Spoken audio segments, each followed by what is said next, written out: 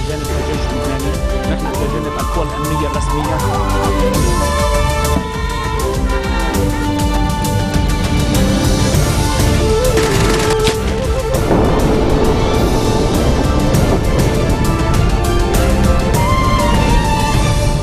Good afternoon and thank you for joining us on FutureTV. I'm Linda Tamim and these are today's headlines. Overnight Patriarch Shaddai says only a Christian president can maintain the current power-sharing formula between Lebanon's Muslims and Christians. Iraqi Peshmerga forces start combat operations against ISIL forces in Kobani. And polls open in Ukraine in controversial leadership elections held by pro-Russia separatists. The Lebanese government says it hasn't yet agreed on a swap deal with the Nusra Front as negotiations still need to be finalized. The Nusra Front said it had handed a negotiator a list of names of prisoners it once released in exchange for the 27 Lebanese soldiers and policemen held by the jihadists on Lebanon's northeast border. On its Twitter account, the extremist group said its representatives met with Qatari-appointed mediator Ahmed al-Khatib on Thursday and Saturday to discuss negotiations to end the 3-month hostage crisis.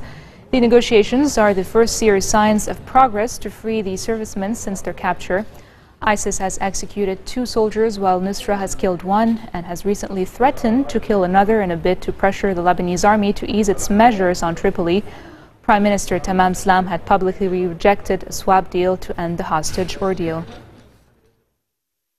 Overnight Patriarch Shaddai says only a Christian president can maintain the current power-sharing formula between Lebanon's Muslims and Christians and warned against any attempt at adjusting the country's current power-sharing model. Delivering Sunday Mass in the St. Charbel Church in Sydney, Australia, Rai said the Parliament's failure to elect a Christian president last March served as existential threat to the only Christian head of state in the Middle East.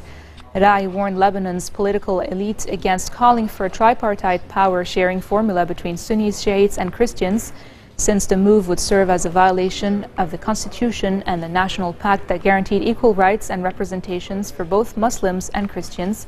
The Patriarch reiterated his call for a swift end to the presidential vacancy, which followed the end of President Michel Sleiman's term last May. Justice Minister Ashraf Rifi says a concrete plan for economic development is needed to revive Tripoli's economy because the northern city possesses all the requirements. Rifi, speaking at a conference held at the Chamber of Commerce in Tripoli, pledged to maximize efforts towards revitalizing the city and creating job opportunities for the unemployed youth.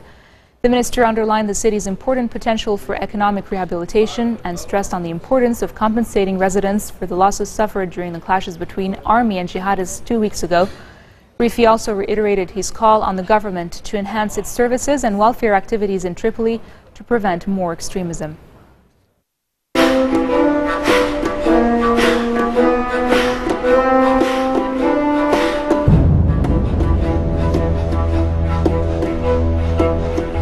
Iraqi Peshmerga forces have started combat operations against the Islamic State of Iraq and the Levant in Kobani less than 24 hours after arriving in the besieged Syrian town. Peshmerga fighters in Kobani, a town near the Turkish border that has become a focal point in the battle against the armed group, fired at least 6 rockets from pickup trucks at ISIL positions on Saturday. The Syrian Kurdish fighters have been holding out for weeks against ISIL's offensive, backed by dozens of US-led airstrikes against ISIL positions. At age 19, Fatima is already a mother, a widow and a refugee from Syria. Through photography, she's coming to terms with her grief and eyeing the future.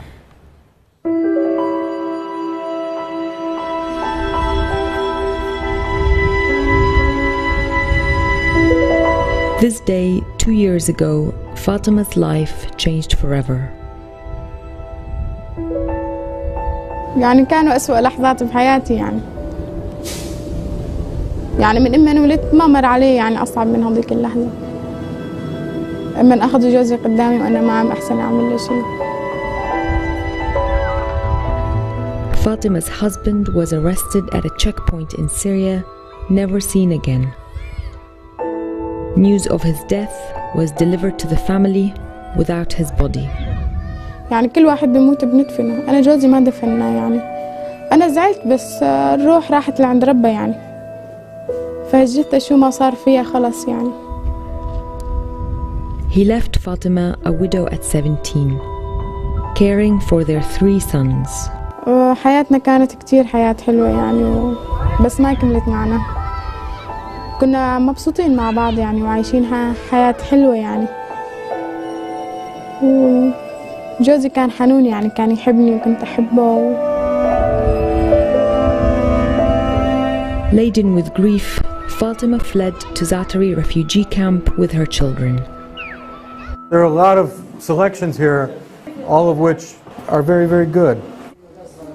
A few weeks ago, the now 19-year-old single mother enrolled in a photography course. She knew she liked taking pictures, but didn't expect to find in photography an escape from grief. The pictures on her son's foreheads are the pictures of the father. Makes it very strong. خيالي كان محدود يعني لأن ما في شيء يعني ما في طريقة إني آخذ هالصور فيا وأعبر عن خيالي في هالصور. بس لما صارت عندي الكاميرا يعني إنه صرت أوسع من خيالي يعني.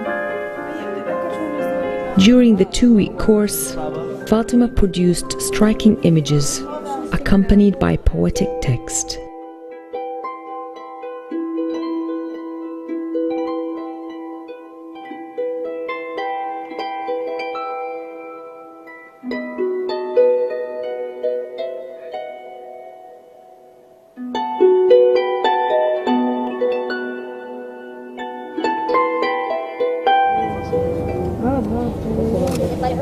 أنا من بطلع بصور بالكاميرا بحس بالثقة بنفسي وبحس يعني إنه أنا عندي موهبة ولازم أطالع. بحب أنقل واقع العالم. كمان بحس إنه هيك بحس بالحرية يعني. بشيل كل الحواجز على جنب. حاجز الخوف الخجل كله بشيله من بحمل الكاميرا.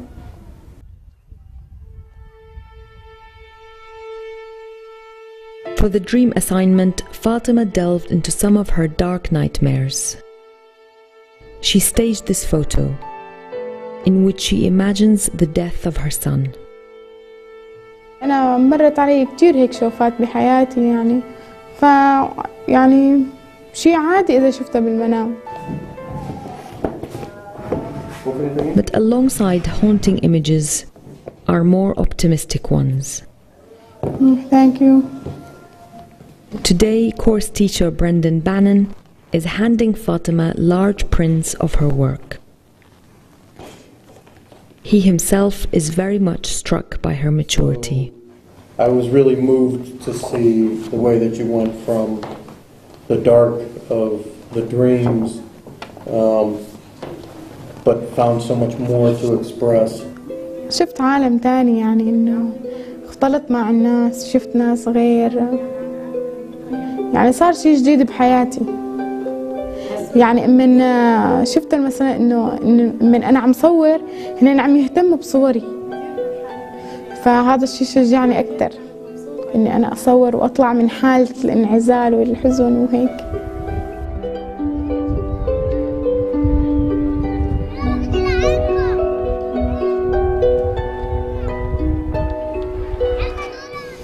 بحلم أدرس وأدرب التصوير إن كان أطفال وإن كان كبار يعني. بحلم إنه يصير عندي معرض تهتم العالم بصوري.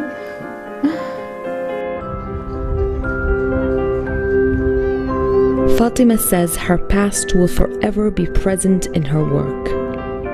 Armed with a camera and the confidence that her lost loved ones would be proud, she can now look at the future from a different, more positive vantage point. Coming up next, a Tehran court jails a British-Iranian woman for trying to attend a volleyball match. More details after the break.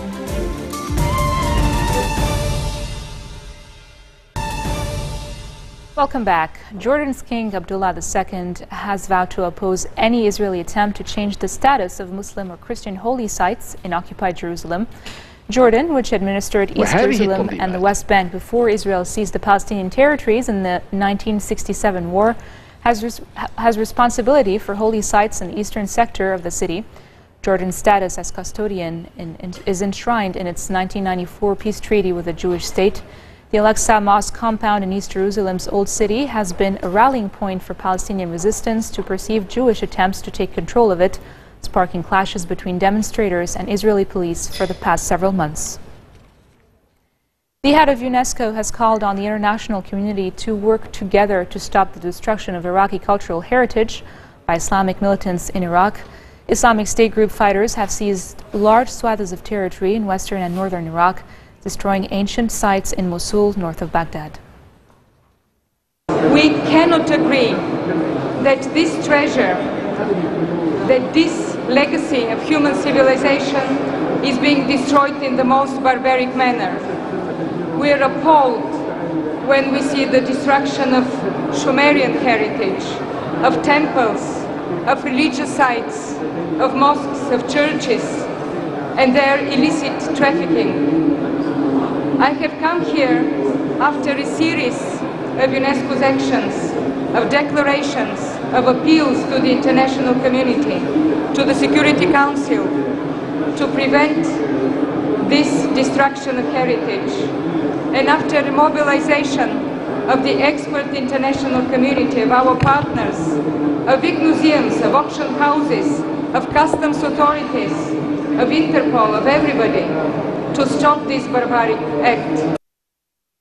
Yemen's main political factions, including the Houthi rebels, have signed an agreement mandating the president and prime minister to form a new government in an effort to diffuse political tensions that have crippled the country.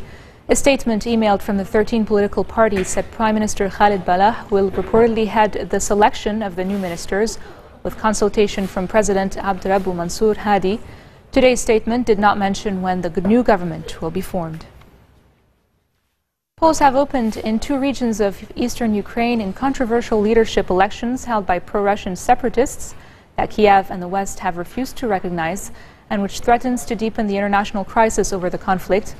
The elections in the self-declared Donetsk People's Republic and Luhansk People's Republic, which are based around the 2 main rebel-held cities, are designed to bring a degree of legitimacy to the makeshift military regimes that already controls them. Both are choosing new presidents and parliaments, but there is little question that the current unelected rebel chiefs will be confirmed in their posts. And now for news around the world in brief. A Tehran court has jailed a British-Iranian woman for a year for trying to attend a volleyball match. The case of Ronche Ravani, a 25-year-old law graduate from London who has drawn considerable attention because of her dual nationality and lengthy time in prison before trial, with Britain saying it was concerned. Burkina Faso's opposition parties and the African Union have rejected the army's seizure of power in the West African country after the resignation of President Blaise Compaoré. A coalition of opposition parties and civil societies groups met late on Saturday and issued a statement in which they described the army takeover a confiscation of people's victory. A key leader of Bangladesh's main religious party, Jamaat-e-Islami, has been sentenced to death for crimes against humanity committed during the country's war of independence from Pakistan in 1971. The tribunal found Ali guilty on 10 charges, 2 of which carried a death sentence, including the abduction of a young man and his killing in a torture cell.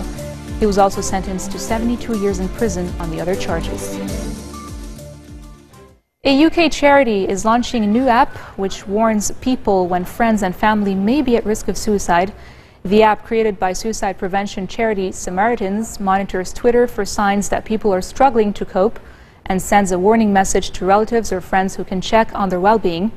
The tool ties into Twitter's API and searches messages for specific keywords and phrases that could point to the author having issues, compiled with input from academic experts. It then sends an email alert to the user warning them that somebody may need help.